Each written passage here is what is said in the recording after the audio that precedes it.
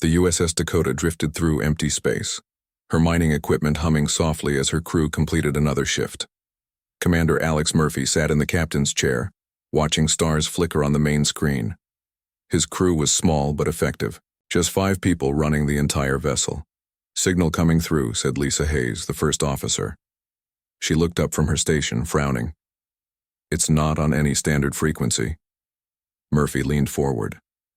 "Can you clean it up?" Lisa worked, her console, fingers flying over keys. Static filled the bridge, then cleared into what sounded like multiple voices shouting orders. The words were incomprehensible, but the urgency was clear. "It's a distress call," said Jake Sullivan, the ship's engineer. "Someone's in trouble." Murphy made his decision quickly. Set course for the signal source, maximum speed. The Dakota's engines roared to life, pushing the mining vessel faster than it was designed to go.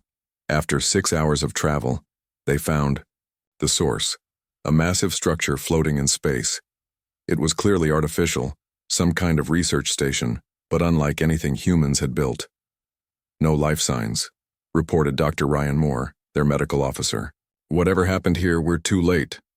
"Take us in closer," Murphy ordered. "We need to investigate." The station was enormous, easily 10 times larger than the Dakota.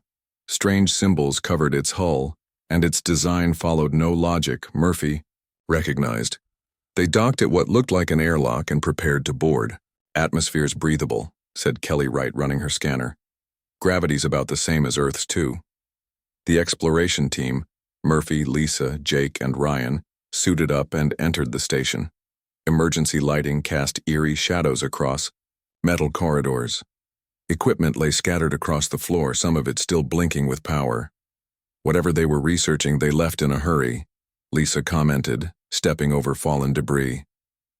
Jake found the prize, a terminal that still functioned. His fingers traced the alien keyboard symbols until the screen lit up. "I think I've got it working." The screen flooded with data, most of it incomprehensible. But then images appeared, star maps, ship designs, and most shocking of all, pictures of various alien species. "This is incredible," Ryan breathed. "We've found proof of alien life." Jake continued working with the system. "There's a communications array. If I can activate it." The room suddenly blazed with light. A holographic figure materialized above the console, tall, reptilian, with 4 arms and armor that gleamed like polished steel. Its eyes were multifaceted like an insect's, and its mouth held rows of sharp teeth. "Who dares activate this station?" The figure boomed in perfect English. The universal translator must have kicked in automatically. Murphy stepped forward. "I'm Commander Alex Murphy of the USS Dakota. We received a distress signal and came to help." The alien's mandibles clicked in what might have been amusement. Its multiple eyes focused on the humans. "Primitive bipeds, only 5 of you?" It laughed, a harsh sound that echoed through the station. "I am General Crickstar of the Dominion military. This station belongs to the Galactic Council. You are trespassing." "We meant no offense," Murphy said carefully. "We're just trying to help." Crickster waved dismissively with one of his 4 arms. "The Council deals with civilized species. You barely qualify as sentient. Surrender immediately and I might let you live as servants." Lisa tensed beside Murphy, her hand instinctively moving to her weapon. But Murphy raised his hand slightly, signaling patience. "We prefer to remain free," Murphy stated firmly. "Perhaps we can find a peaceful solution." The alien general's laughter grew louder. "Peaceful? You mistake my offer for negotiation. The Dominion does not negotiate with primitives." He leaned closer to the hologram. "I will give you 1 solar cycle to prepare for your surrender.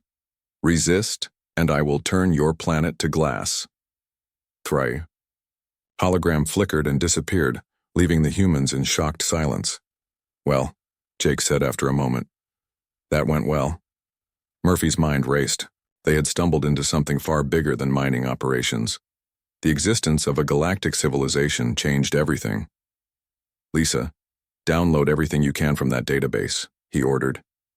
"Jake, see if you can interface with any other systems. Ryan, check if there are any biological samples we can analyze.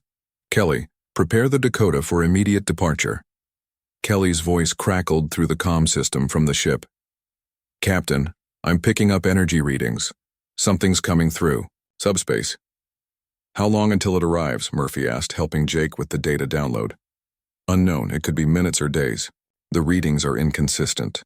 Murphy weighed their options. They needed to leave, but the knowledge in this station was invaluable. We take the risk. 2 hours maximum, then we run.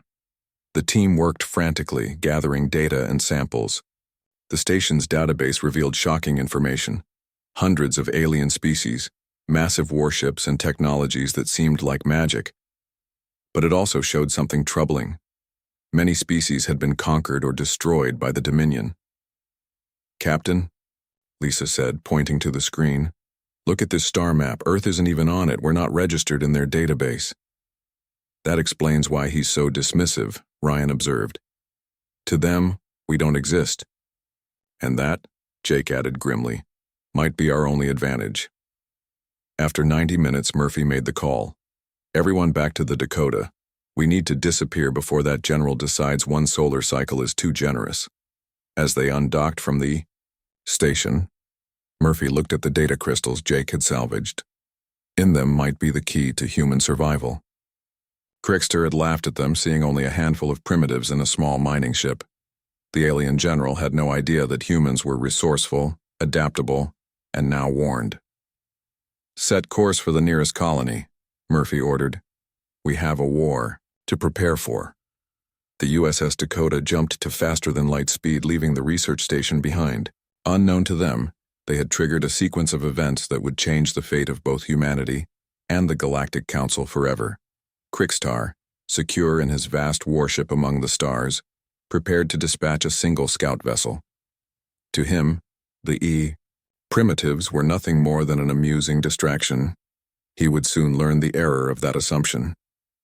4 days after leaving the alien station, the USS Dakota approached Colony Station Alpha 9.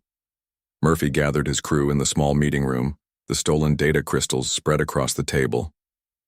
The good news, Jake began, holding up a holographic display, is that their scout ships are only twice as fast as ours. The bad news is their shields and weapons are centuries ahead. How many crew on a scout ship? Murphy asked. According to the database, 20 soldiers plus pilots. They're used for quick reconnaissance and suppressing minor rebellions. Jake paused. Basically, what we are to them. Lisa pulled up another screen. I've been studying their tactical data. Their standard approach is overwhelming force against inferior species. No finesse, no strategy, just brute power. They've never fought anyone who could fight back, Ryan observed. Look at their medical records. Their soldiers rarely have combat injuries. Murphy studied the information. Jake, how quickly can you modify our systems with this new technology? Some things I can adapt right away. Others will take time. Jake's eyes lit up as he continued thinking. Their shields operate on a frequency rotation system. If we can predict the pattern, work on it, Murphy said. Lisa, contact the colony and requisition any military hardware they have. Tell them it's an emergency. Colony Station Alpha 9 was small, mining asteroid and processing ore. Its defense consisted of 3 mining lasers and an old military surplus EMP generator. The colony's administrator, Patricia Lang, listened to Murphy's report with growing alarm. This is beyond anything we're equipped to handle, she said, her face pale on the comm screen. We have families here, children, which is why we need to fight, Murphy replied. If we run, they'll find Earth. At least here we can prepare. Over the next 2 days, the Dakota's crew worked tirelessly. Jake reverse-engineered the alien weapon systems, adapting them to human technology. He couldn't replicate their power, but he found weaknesses. Their plasma weapons superheat particles, he explained to the crew, but they're vulnerable to electromagnetic interference. Our EMP might actually be more effective against them than their own weapons. Ryan made an unexpected discovery in the medical data. They're silicon-based life forms. Their nervous systems operate differently than ours. Certain frequencies might interfere with their motor functions. Murphy had an idea. Can we weaponize that knowledge? Theoretically, Ryan said, but we'd need to test it. They didn't have to wait long. Contact, Kelly shouted from the bridge. Single ship dropping out of FTL, matches the scout ship profile. Murphy rushed to the bridge. On the screen, a sleek vessel appeared, its dark hull absorbing light. It was smaller than the research station, but still 3 times the size of the Dakota. The comm system crackled to life immediately. Primitive vessel, this is Commander Vrak of the scout ship Harvester.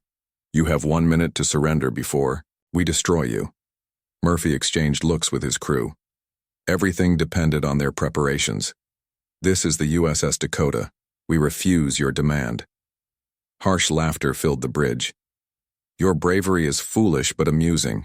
We will board your ship and take prisoners. Resistance will be now, Murphy commanded.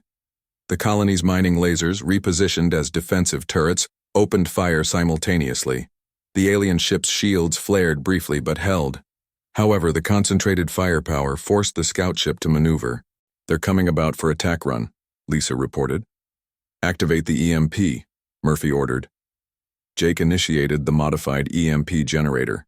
Instead of a standard pulse, it created a sustained field tuned to the alien shield frequency. The scout ship's shield flickered visibly. Their shields are destabilizing, Kelly shouted. The scout ship attempted to withdraw, but too late. The mining lasers, now targeting the weakened shields, punched through. Explosions rippled across the alien hull. They're trying to retreat, Lisa noted. Not yet, Murphy said grimly. Jake hit them with the sonic disruptor.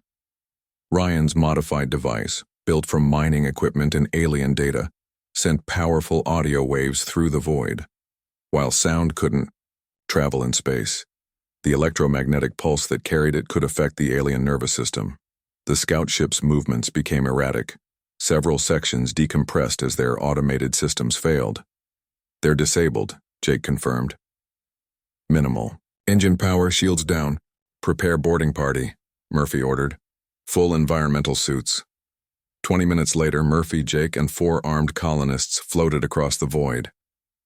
The scout ship's airlock opened easily, their automated systems still partially functional. Inside, they found chaos. Alien soldiers lay unconscious or writhing on the floor. The sonic disruptor had worked better than expected, overloading their nervous systems without killing them. Restrain them, Murphy ordered. Jake, access their systems. The alien bridge was eerily quiet. Jake interfaced with their computers, accessing their communications and navigation systems. They sent a message before we disabled them, Jake reported grimly. The Dominion knows about our resistance. Let them come, Murphy said, examining an alien weapon. We've proven they can be beaten. Over the next week, the humans learned rapidly. They moved the disabled scout ship to a hidden asteroid base and began extensive examination. Every piece of alien technology offered new insights. The alien database revealed crucial information. General Krikstar commanded a fleet of 30 warships. The scout ship's failure would be noted, but not considered important. Just another primitive species that needed pacification. The database shows their second response is usually a battlecruiser, Lisa informed the command meeting. Bigger, stronger, with a crew of 60. Murphy smiled confidently. Then we'll be ready for it too. They had already proven that human ingenuity could overcome alien technology. The Dominion's greatest weakness was their arrogance, assuming that primitive species couldn't fight back effectively. Ryan continued studying the biological samples, discovering more weaknesses in alien physiology. Jake worked on improving their weapons, combining human creativity with alien technology. We need more allies, Patricia suggested. Other colonies in the system. No, Murphy decided. If we involve them and fail, we condemn them all. We keep this between us. The captured aliens eventually regained consciousness. Through the universal translator, their commander Vrak demanded immediate release and amnesty. You have committed acts of war against the Dominion, Vrak hissed. General Krikstar will annihilate your entire system. Murphy studied the bound alien. Tell me about Krikstar. What's his strategy? Vrak laughed. The general has conquered 40 star systems. He's never lost a battle. Your resistance only ensures complete destruction. We'll see, Murphy replied calmly. Jake, begin weapon modifications for battlecruiser specifications. The crew prepared for the next engagement, their confidence growing. They had successfully defeated their first alien opponent using human ingenuity and the enemy's own technology against them. As they worked, Murphy reflected on Crickstar's laughter and dismissal. The general had underestimated them once. When his battlecruiser arrived, they would be even less prepared for human adaptability. The countdown to the second battle had begun. This time, the humans would show the Dominion exactly what primitives could achieve when pushed to fight for survival. Outside the hidden asteroid base, the void remained quiet. But somewhere across the stars, General Crickstar was choosing his next weapon to crush these unexpected rebels. He couldn't know that every decision he made would only make the humans more prepared. The mining vessel USS Dakota, once a peaceful explorer of dead worlds, had transformed into something far more dangerous. Humanity's first line of defense against a galactic empire that had never before faced a truly clever enemy. 2 weeks after capturing the scout ship, the stolen alien communication array picked up battle chatter. Buried deep within the asteroid base, Murphy and his crew listened to intercepted transmissions. General Crickstar is furious, Lisa translated, her face tight with concern. He's sending a battlecruiser commanded by Sub-General Thrak. Murphy studied the tactical displays Jake had created. What do we know about battlecruisers? They're massive, Jake answered, manipulating a holographic model. Shields 10 times stronger than the scout ship, plasma cannons that can melt asteroids, and crew complement of 60 warriors plus support staff. And they expect us to still be in the open, Ryan added. This time they'll want to destroy us completely. Kelly reviewed engineering reports. Good news is our modifications are complete. The Dakota now has hybrid shielding and improved weapons. Bad news is we're still outnumbered and outgunned. Then we don't fight fair, Murphy declared. Ideas? Over the next 3 days they developed their strategy. The humans had learned valuable lessons from the scout ship engagement. Most importantly, they understood that the Dominion relied on direct assault tactics. Jake finished integrating alien energy weapons with human targeting systems.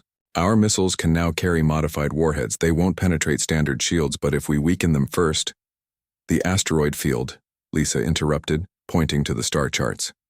They'll drop out of FTL at these coordinates, if we position ourselves correctly. We turn the environment into a weapon, Murphy finished. Prepare detailed maps of the field. Kelly, ready the Dakota for immediate deployment. The crew worked through exhaustion to prepare. Ryan developed countermeasures against alien plasma weapons, adapting mining equipment to create electromagnetic barriers. Kelly and Jake modified the ship's engines for maximum acceleration in tight spaces. On the 4th day, sensors detected the incoming ship.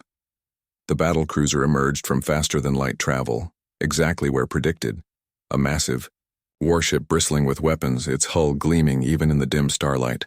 They're scanning the area, Lisa reported from the Dakota's bridge hidden behind a large asteroid. Standard search pattern. The alien ship's comm system activated.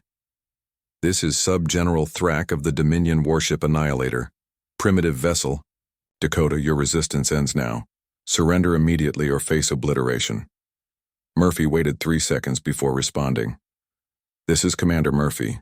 We offer the same terms, your surrender or destruction. Harsh laughter echoed through the bridge. You dare mock the Dominion? We will teach you respect. The Annihilator powered up its main weapons, plasma beams reaching out across space. They struck empty void. The Dakota had vanished behind an asteroid. They're confused, Lisa observed. Their sensors can't find us easily among the space rocks. Passive sensors only, Murphy ordered. Don't give away our position. Thrak's frustration showed in his next transmission. Hiding among rocks? You prove your primitiveness. Come out and face honorable combat.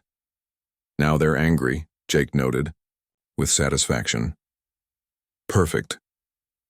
The Annihilator began methodically destroying asteroids, each blast vaporizing tons of rock and ice. But the field was vast, and their target small. Phase 1 begins, Murphy commanded. Kelly executed a complex maneuver, using asteroid gravity to swing the Dakota around at tremendous speed. They emerged directly beneath the alien warship, firing all weapons at minimal range. Modified mining lasers targeted specific points on the shields, creating harmonics that Jake had calculated would disrupt the energy field. As predicted, weak spots appeared.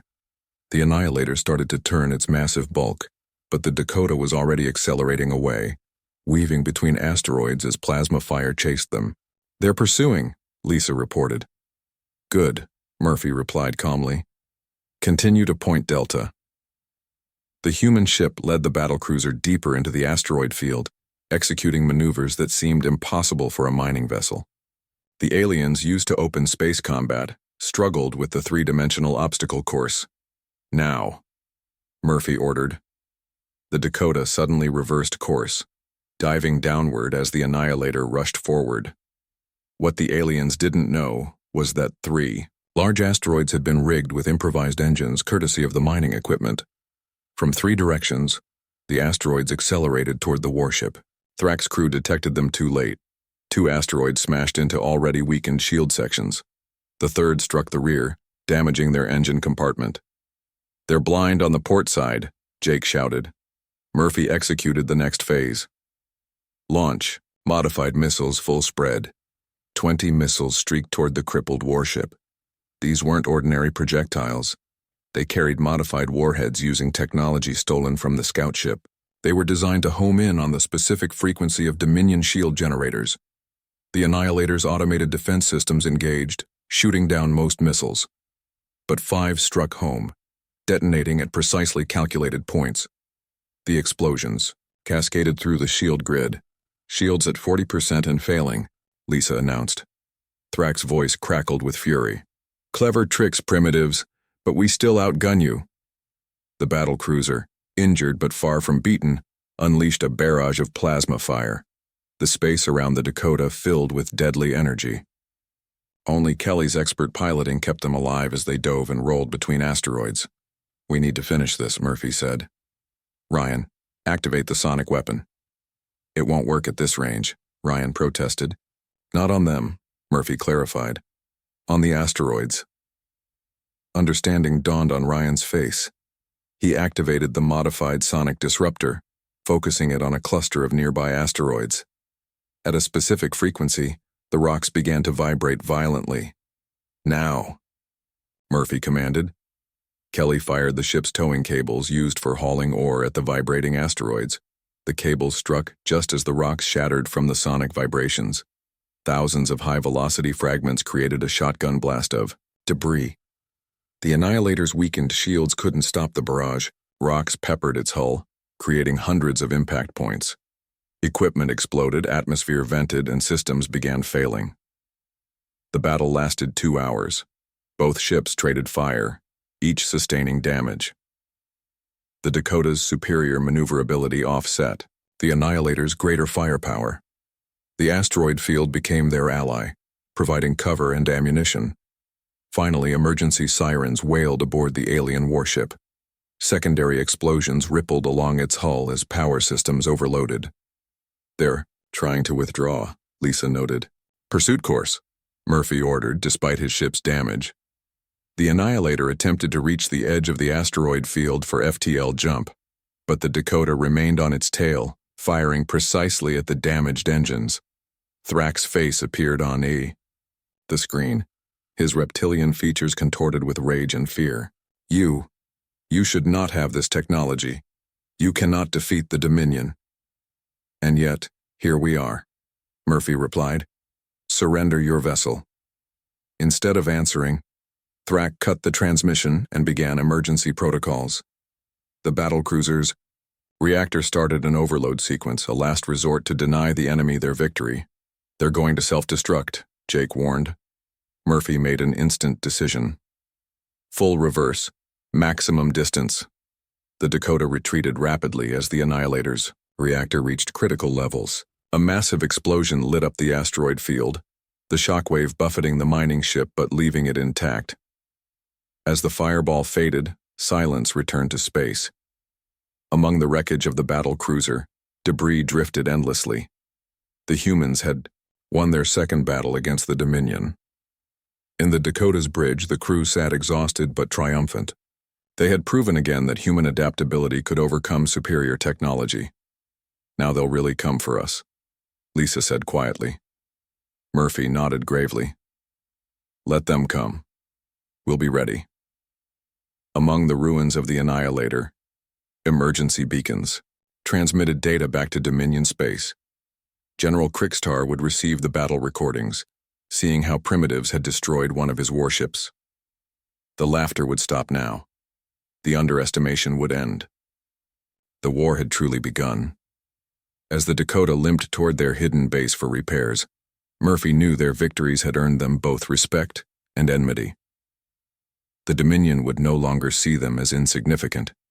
They would see them as a threat, and that was exactly what Murphy wanted.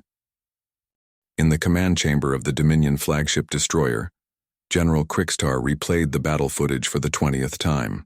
His forearms tensed as he watched primitive humans destroy first a scout ship, then a battle cruiser. The laughter had died in his throat hours ago. Explain how this happened, he demanded of his advisors. The primitives used our stolen technology against us, reported Intelligence Officer Mork. They adapted their own weapons with surprising sophistication.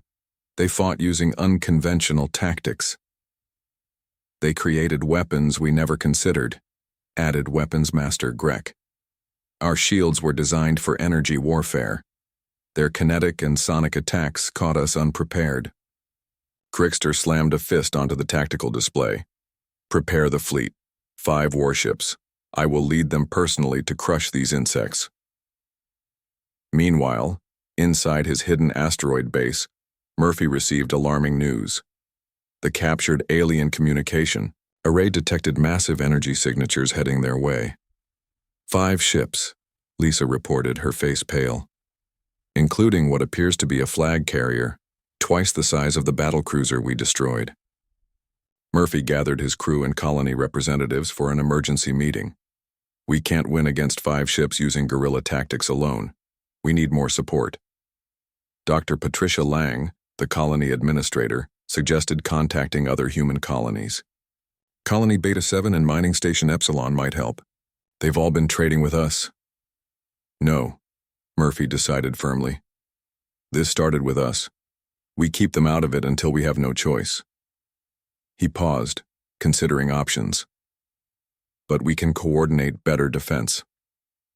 Over the next week, they prepared intensively. Jake led teams in building defensive structures inside the asteroid field. They mined ore and used 3D printers to create hundreds of improvised torpedoes. Ryan developed new sonic weapons specifically tuned to alien physiology. Kelly proposed a bold modification. What if we networked 3 ships together?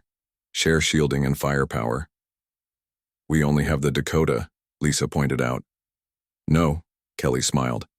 We have the captured scout ship, and Colony Station Beta 7 has 2 old mining vessels. We could retrofit them. Murphy authorized the plan. Teams of engineers and volunteers worked around the clock. The captured scout ship became Freedom 1. The old mining ships were renamed Defender and Guardian. Each received hybrid technology and human-alien weapon systems. Dr. Sarah Blake from Colony Station Alpha 9 made a breakthrough. I've developed countermeasures to plasma weapons. We can create shields that deflect rather than absorb the energy. Her discovery came from studying how Earth's atmosphere deflected solar radiation. Adapted for space combat, it meant human ships could potentially survive direct hits that would previously destroy them. As preparations continued, the communication array intercepted Dominion fleet communications. They learned Krigstar was furious, demanding immediate victory. The general had taken personal command, bringing his flagship and 4 escort warships. They'll have more advanced sensors this time, Jake warned. Our hiding spots won't work as well. Steve Cooper, a former military officer who'd recently arrived with supply shipments, offered tactical expertise. We need to make the battlefield work for us. Force them to fight where we choose. He helped design a defensive grid within the asteroid field. Strategic points were strengthened with stationary weapons platforms. Sensor arrays created overlapping coverage zones. Defensive mines scattered throughout created hazards. On the day the Dominion fleet arrived, Murphy commanded from the Dakota while coordinating 3 other vessels. The alien ships emerged from faster-than-light travel in precise formation. Krickstar's voice boomed across communication channels. Primitives, your resistance ends today. Face me honorably, or watch your colonies burn. Murphy responded calmly. General Krickstar, you underestimated us twice. This is your final warning. Withdraw your fleet. Such arrogance, Krickstar roared. I will crush you personally. The 5 alien warships spread out their advanced sensors, sweeping the asteroid field. Unlike before, they didn't charge in blindly. They maintained formation, supporting each other with overlapping shield bubbles. They learned from their losses, Lisa observed. So did we, Murphy replied. Execute Plan Delta. The 4 human ships had been positioned days ago. From different directions, they struck simultaneously. Modified torpedoes tracked multiple targets while plasma cannons fired in coordinated bursts. The alien fleet responded quickly. Point defense systems destroyed most torpedoes, but some got through. Shield generators flared as they absorbed impacts. Krickstar's tactics showed experience. His flagship drew fire while escorts maneuvered for flanking positions. The battle unfolded in 3 dimensions as ships dove and climbed between asteroids. Their shields are holding, Jake reported. We need to change tactics. Murphy agreed. Activate defensive grid. Begin Phase 2. Hidden weapons platforms suddenly activated throughout the asteroid field. These stationary guns had been positioned over months, powered by small reactors and controlled remotely. They added their firepower to the battle. The Dominion ships found themselves caught in crossfire. Wherever they turned, new attacks emerged. The asteroids themselves became weapons again as humans detonated pre-positioned charges, creating shrapnel clouds. The battle raged for hours. Laser fire crisscrossed space.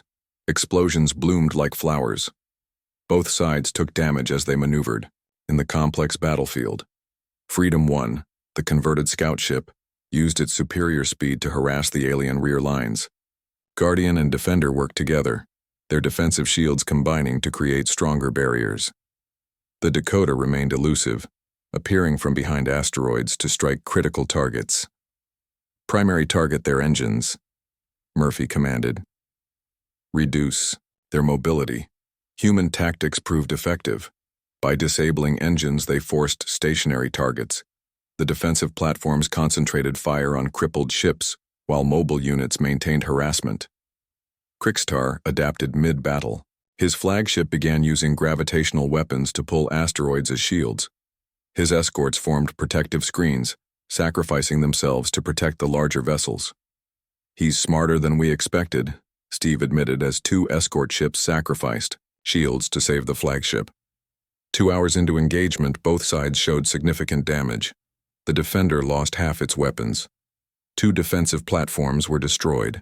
The alien flagship's forward section blazed from multiple impacts. In his command chamber, Krickstar studied tactical displays with new respect. These primitives fought with coordinated strategy. They used their environment masterfully. Most importantly, they showed technical innovation his forces hadn't anticipated. An explosion rocked the flagship as Freedom 1 executed a suicide run, ramming its engines into maximum overload before being destroyed. The blast overwhelmed shields on the starboard side. "General!" shouted his second-in-command. "Port shield generators failing. We must withdraw." For the first time in his career, Krickstar considered retreat. His pride warred with tactical reality. These primitives had earned something he'd never given any opponent serious respect. Another blast struck the flagship. Warning alarms filled the bridge. Krickstar watched his escorts taking devastating damage trying to protect him. "Stand down," he commanded slowly. "Open communications." Murphy responded immediately to the ceasefire request. "This is Commander Murphy. Are you surrendering?" "I am requesting parley," Krickstar said carefully. "Meet me halfway between our positions. Neutral ground." "Agreed." Murphy replied. One ship, no weapons. As the battle wound down, both sides evaluated damage. The humans had lost Freedom 1 and Guardian. The Dakota and Defender were badly damaged but functional. The Dominion had lost one escort completely, two more heavily damaged, and the flagship, barely operational. For both sides, the battle had changed everything. Krikstar now saw humans as legitimate opponents worthy of respect, rather than insects to be crushed. Murphy realized that continued conflict would destroy both forces. The stage was set for negotiation between enemies who had fought to a mutual standstill. Outside both their ships, the asteroid field drifted in silence, scarred by humanity's first major space battle against an alien empire. As escape pods launched to collect survivors from both sides, a new chapter in galactic history prepared to begin. The laughter of an alien general had transformed into the grudging respect of a military equal. 2 hours after the ceasefire, a shuttle from the Dominion flagship docked with the Dakota. Murphy, Lisa, and Ryan stood ready in the airlock to meet their former enemy. The door opened, and General Krikstar entered with 2 guards. This close, the alien general appeared even more impressive. Standing 8 feet tall, his reptilian features showed battle damage, a large scar on his armored shoulder, burn marks on his scales. But his multiple eyes held intelligence and, surprisingly, respect. Commander Murphy, Krikstar spoke formally. I come as soldier to soldier. Murphy extended his hand in human greeting. Krikstar studied the gesture, then reached out with one of his forearms to grasp it. Welcome aboard, General. Please, follow me to our conference room. The meeting room was cramped for Krikstar's size, but he made no complaint. As they settled around the holographic display table, an unusual silence filled the space. I owe you an admission, Krikstar began, his translator capturing the gravity in his voice. I laughed when I first saw you, dismissed you as primitives, not worth my attention. Murphy nodded. We know. That dismissal almost proved fatal for your fleet. Indeed. Krikstar's mandibles clicked in what might have been approval. Your species shows remarkable adaptability. You took our technology and improved it. You used tactics we never anticipated. You fought with honor despite our contempt. We fight for survival, Murphy replied simply.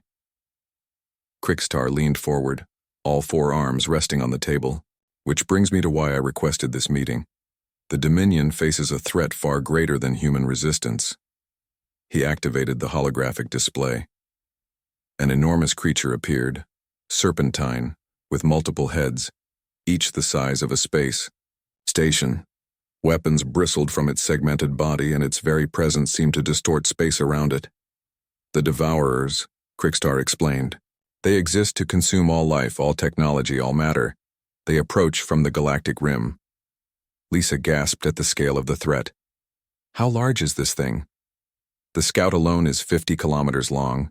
The main swarm contains hundreds, Krikstar answered grimly. They've already destroyed 3 star systems. The Galactic Council debates while they come closer. What does this have to do with us? Ryan asked cautiously. Your unconventional warfare might be our advantage, Krikstar explained. The Devourers expect standard galactic military doctrine. They've countered every traditional defense, but your innovations, Murphy immediately understood. You want an alliance. The Galactic Council must approve, but yes, Krikstar confirmed.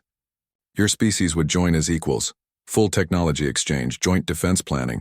The human team exchanged glances, years of conflict suddenly replaced by a common threat. What guarantees do we have? Murphy asked professionally.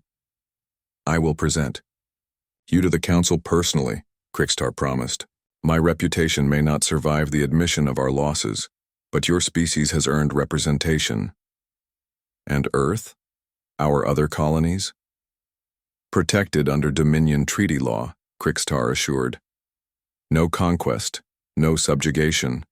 We need allies, not subjects. Murphy considered the offer. The alternative was continued conflict while a greater threat approached. We'll need time to consult our government. Of course. Krikstar stood. But time is the luxury we lack. The Devourers move swiftly. Over the next week, communications flew between the Dakota and Earth. The revelations of alien contact, followed immediately by news of cosmic war, shocked humanity. But the visual evidence was undeniable. Meanwhile, human and Dominion engineers worked together on repairs. The technical exchange proved beneficial for both sides. Jake and his alien counterpart, Engineer Threx, quickly adapted each other's systems. "Look at this," Jake showed Murphy a new hybrid design.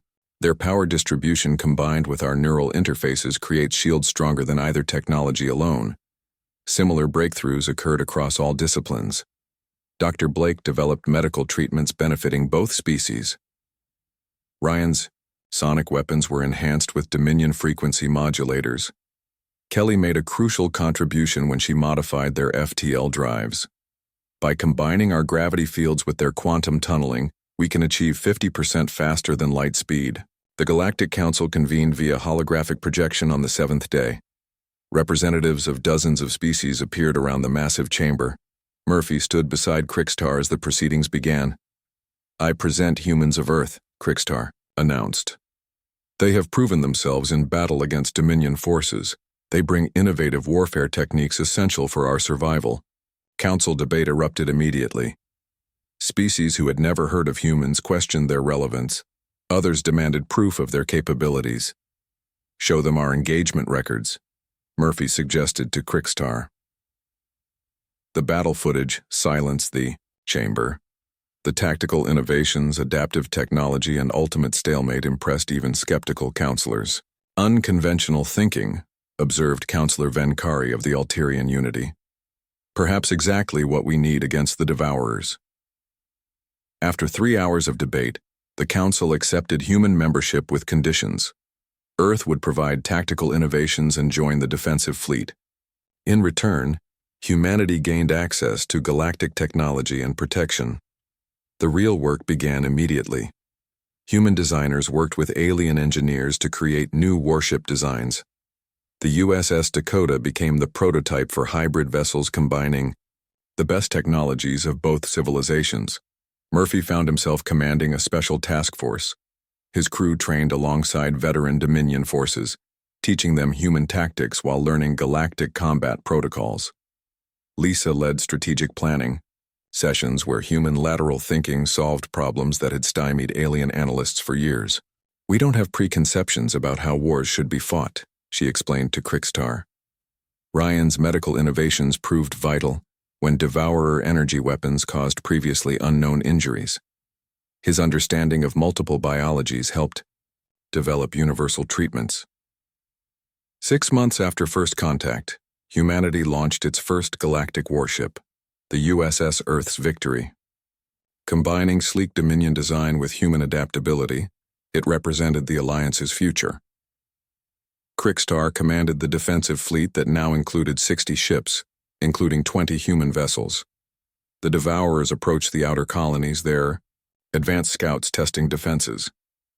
In the command center of the flagship unification, a vessel designed completely by human-alien cooperation, Murphy stood beside Crixtar, reviewing battle plans. "Your species has transformed our military doctrine," Crixtar admitted.